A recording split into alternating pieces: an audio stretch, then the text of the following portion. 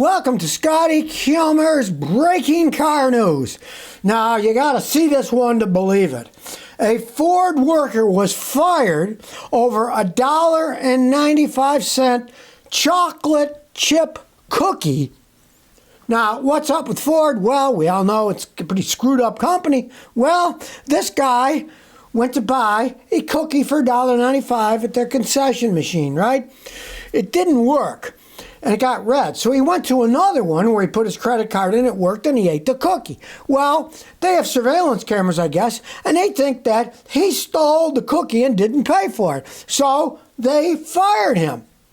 This is unbelievable, but it is a true story.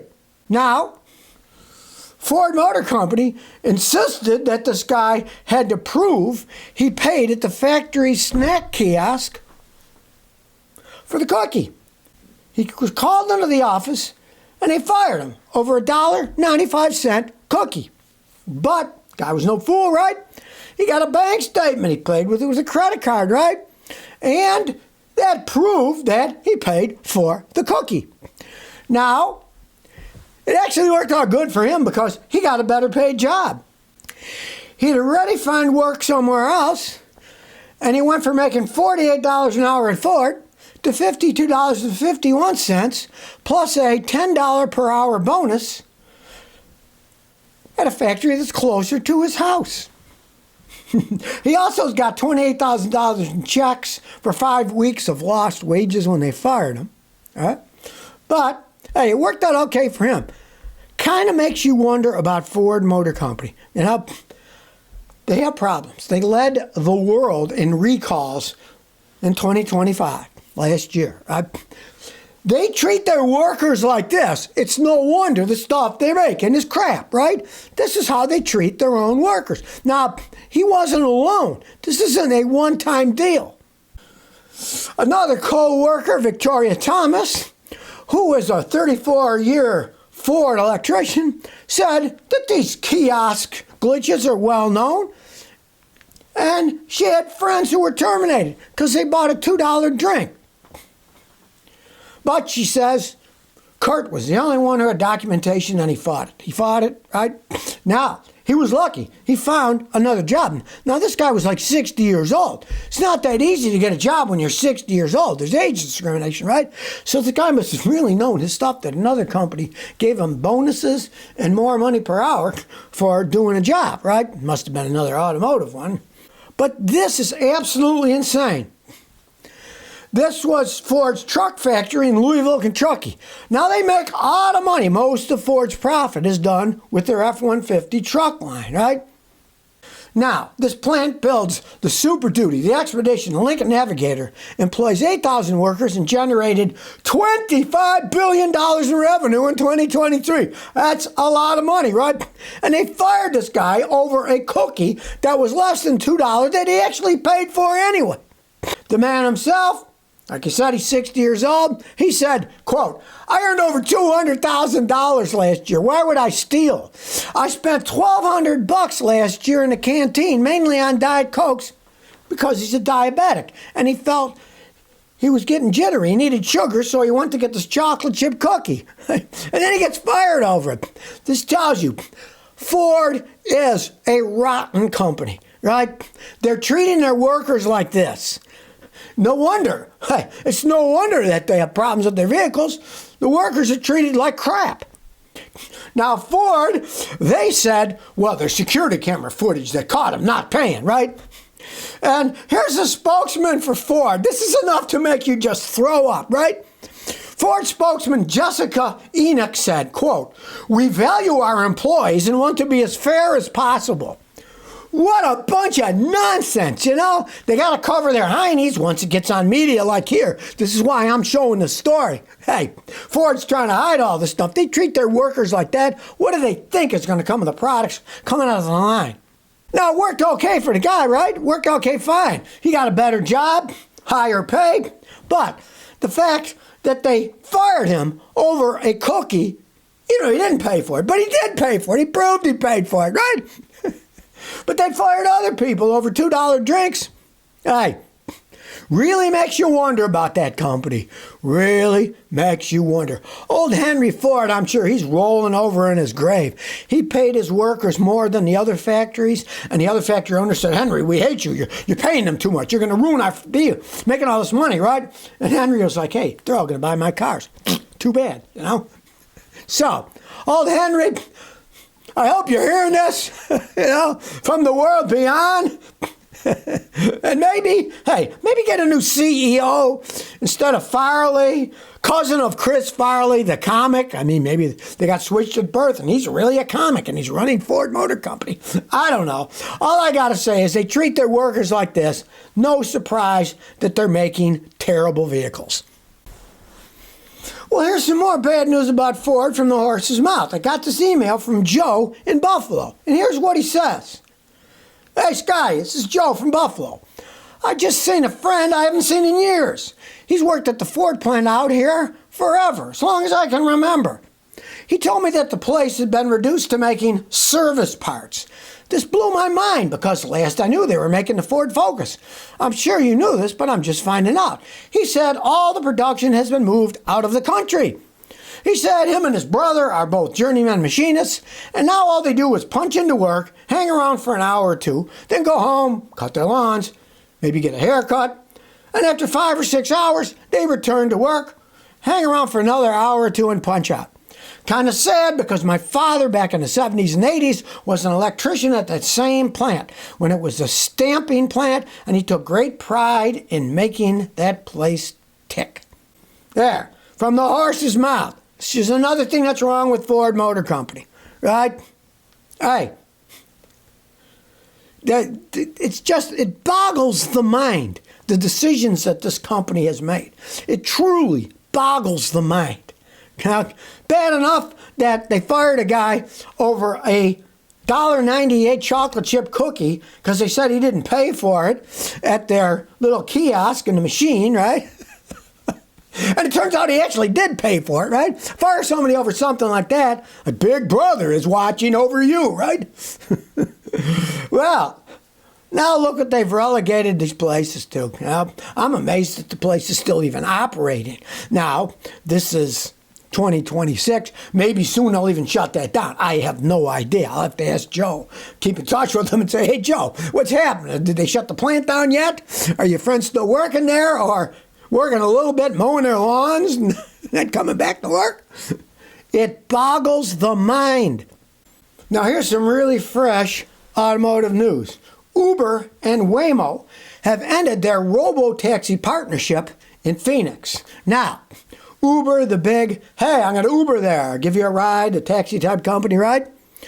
They partnered with Waymo to do self-driving cars in Arizona and some other places, but they've now ended their partnership in Phoenix. Now, Waymo itself, okay, Waymo develops self-driving software, camera, radar, LiDAR sensors, right? The computers that control the vehicle, but they don't build their own cars.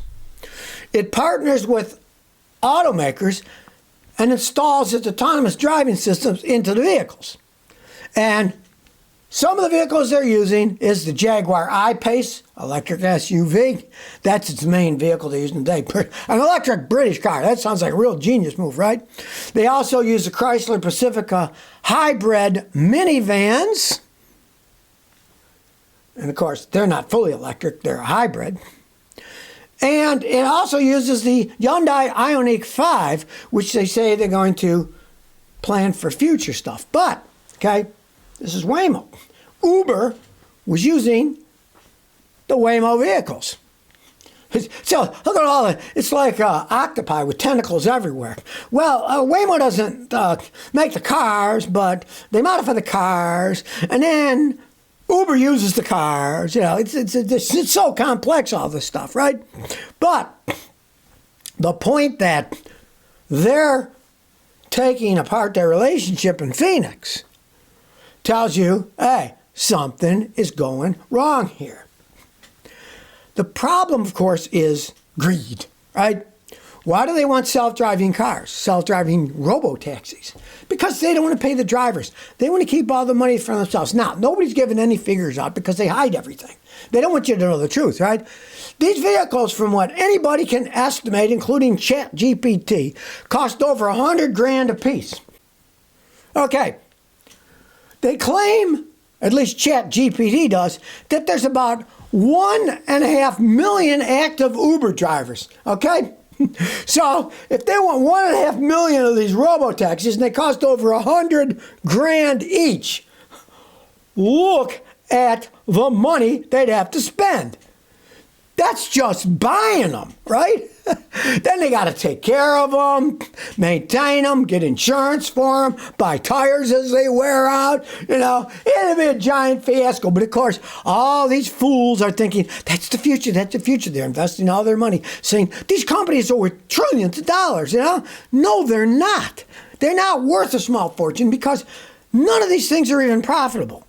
For example, now, Google, Alphabet, they never tell you the actual figures, but Alphabet has an other bets division, okay? And in 2025, that lost $3.6 billion, okay?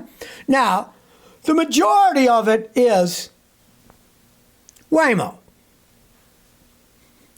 Now, their revenue, of course, is estimated up to is a few $100 million. But, as ChatGPT says, they're likely losing billions of dollars a year on Waymo. They lose $3.6 billion of their other bets. Most of it is Waymo. So, probably $2 to $3 billion a year they're losing. How anybody can evaluate these companies and all this money, they're still losing money, right? And now, in Phoenix, Uber's going away from Waymo. They're not saying, oh, great, come on, bring some more Waymo. No, they're moving away from it. So, if you ask me, this is kind of the beginning of the end of some of this stuff. That they're going to find out it's going to be bleeding money for years and years and years, and they're going to figure out, hey, maybe we should kind of give up. Look at GM. GM wrote billions off and gave up with self-driving robo-taxis and stuff. GM just left. And they got a lot of money to throw around, right? So, well, then again, so does Alphabet. Google's got a lot of money to throw around. So, what's $3.6 billion to them, That's probably like me throwing a 20 down a toilet or something. Trump news, Donald saying he demands gas stations to lower pump prices immediately and wants to push to $2.50 a gallon gasoline. All right, now, what is wrong with this picture? Well, they started a war and everybody knew that was going to make the price of oil go up, right? The oil companies loved it. The military-industrial complex loved it, throwing all those missiles and weapons, and then they get to build new ones, make even more money. It's a big moneymaker, right? But of course, we, the taxpayers, not only do we pay for it through our taxes for the military, but we're paying for our dollars for gasoline because the price went way up. Now, to begin with, how does the president think he is going to affect what these greedy oil companies charge for gasoline? If you've ever watched any of these Senate investigations of corporations, the corporations either come smiling away and they either plead the fifth or they throw some platitudes out to the senators who are trying to say, you're big bad, you're big bad. And they just, oh no, you don't understand, right? Nothing ever happens. There's no teeth to what they do. They can investigate it, but nothing happens, right? And in this case, hey, do you think they care? They're making a small fortune selling us gasoline at inflated prices, right? And of course, they say the usual, well, the price is down now, but it was up before, And it's like, they don't get the oil themselves. The United States is the biggest producer of oil in the world at this present moment. Do a little research and find out that's true, right? It's like, well, the price of oil, you're producing the oil, you're getting it out, right? And you're charging more money for it. You love it because you're the one taking it out of the ground and then refining it, right? You control everything. So they could be nice and not pass the cost on, right? But they say, oh, it's market. It's the market forces at work, right? Well, let me tell you, they're even saying, well, the U.S., our surplus, our supply, it's disappearing. Ukraine's disappearing, right? Well, one of the reasons it's disappearing is because these same greedy oil companies are selling it to the Europeans at an inflated rate because they're like, we get more money, so they're shipping it out of the country. And then they say, well, we're kind of running low here because they're making more money selling it in Europe. And they just say, well, that's market forces. No, that's not market forces. That's plain and simple greed, right? They loved it when Putin invaded Ukraine because then, hey, you can't use the Russian oil. Buy ours. We sold more liquefied natural gas and stuff to Europeans than we ever did, making a fortune, right? And these are the guys that comes from the United States. It comes from Canada. They got a lot of oil and gas there too, right? So these guys are taking it out of the ground. They love it when the price is higher. And then, when the price of oil goes down, well, it's going to take a while to get to the pump, blah, blah, blah, blah. It's their money. They had the oil. They're the ones that said all this oil is worth all this extra money. So when it was high, of course, they're going to sell it to whoever they can, Europeans, anybody, because they know it's not going to last forever, baby. Let's cash in while we can before people start complaining. Well, guess what? Now people are starting to complain. So, hey, complain to your senators, your congressmen. Who knows? Maybe they can shame them into lowering it a little bit faster, but hey, who knows? Strange things are going on in the world these days. Well, that's it for today's breaking news. And remember, this is the real Scotty, not AI Scotty. You can only watch me on the Scotty Kilmer channel on YouTube. So be sure to like and subscribe so you don't miss any more of this breaking news. It's unbelievable what's happening in the world, and I'm going to bring it to you.